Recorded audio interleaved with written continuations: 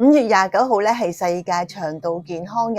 咁腸道唔單止係人體嘅重要消化器官，仲稱為第二大腦。究竟有咩關係呢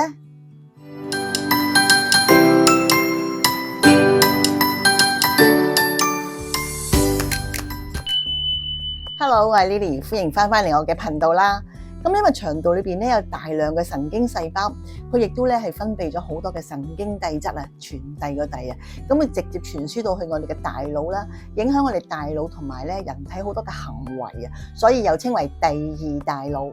之前咧我有片咧關於咧點樣去保持我哋嘅健康飲食啦、生活習慣啦、點樣運動啦，去令到我哋腸道更加之健康。大家可以睇翻條片就會清楚啲。咁今日就唔會詳細講關於呢一方面嘅。我今日同大家分享嘅話題咧就關於咧就係大家唔知有冇聽過咧益生元、益生菌同埋後生元呢三者嘅關係。原來益生元咧就係我哋嘅益生菌嘅食物嚟嘅，係佢個糧食嚟嘅。佢要靠呢個益生元咧先至可以生存得同埋繁殖得好啲嘅。咁例如咧，我哋喺一啲嘅蔬菜啊、水果裏邊揾到嘅，其實佢係一啲纖維嚟嘅。而益生菌大家都會知啦，佢係對我哋腸道健康嘅一啲嘅活性嘅益菌啦。咁佢需要咧益生元咧，去令到佢更加生存同埋繁殖，佢令到佢可以平衡翻腸道嘅健康。後生元咧，而後生元咧係益生元喺我哋腸道裏邊嘅一啲代謝物，佢會直接影響我哋嘅腸道，令到佢更加之咧就係健康啦，增強我哋嘅免疫力。同埋咧係抗發炎、抗氧化嘅喎。咁如果講關於康寶麗嘅產品咧，有冇呢幾方面嘅可以配合到咧？咁其實係有嘅喎。咁如果係關於呢個益生元咧，我哋就會見到呢一個就係我哋嘅纖維粉啦，有蘋果味、有原味啦。其實裏邊咧係有一個活性纖維、水溶性纖維同埋非水溶性嘅纖維。咁如果每日咧就係用到呢一個嘅纖維粉咧，幫助我哋咧係增加我哋好似譬如少食咗蔬菜嗰個纖維量啊，令到我哋嘅益生菌咧可以有糧食咯。而呢個益生菌咧，大家都可能見到呢一個益生菌嘅呢一個樣啦。咁益生菌咧，我哋有個 BC30嘅配方嘅，係因為佢有一個孢子嘅作用咧，係包住好多嘅益菌，去到我哋嘅腸道咧最靚嘅地方。咁咧就唔會俾啲胃酸咧係揦死晒啲益菌喎，咁你先至會爆開嘅，咁令到我哋嘅存活率咧會係高嘅，咁令到我哋嘅腸道咧係真係吸收咗好多嘅益生菌啦。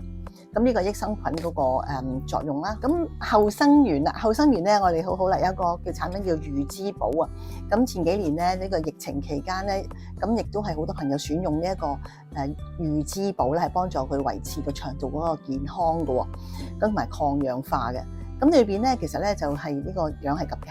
咁入邊咧有個專利咧就叫 Epicon， 咁亦都有個硒啦，有個鋅啦，同埋有個好多個維他命入邊，幫助我哋咧係直接咧係補充翻我哋嗰個腸道嗰個健康，令到我哋嗰個抗氧能力咧係更加之好嘅。仲有一個咧就係我哋嘅濃縮蘆薈汁啦。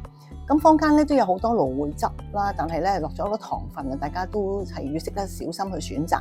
咁康寶麗嘅濃縮蘆薈汁咧，咁佢有柑橘味啦、提子味啦、有原味啦。咁我自己中意原味嘅。咁佢本身咧就係剔除咗個蘆薈素，因為蘆薈素咧就本身會令到好多人係腹瀉啊。咁但係呢個剔除咗呢個蘆薈素咧，係更加之會好啦，同埋個味道咧就係唔會係啦苦啊咁樣啦。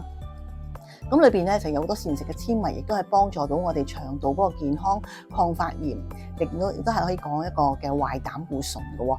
咁呢個蘆薈汁我自己都好中意嘅，可以當一個嘅，譬如細路仔好中意飲嗰啲嘅汽水啊，你可以俾啲蘆薈汁佢飲咧，佢代替咗一啲嘅有氣嘅汽水會好好啦。咁以上呢幾樣嘢咧就係我哋關於腸道健康嘅一個保健啦。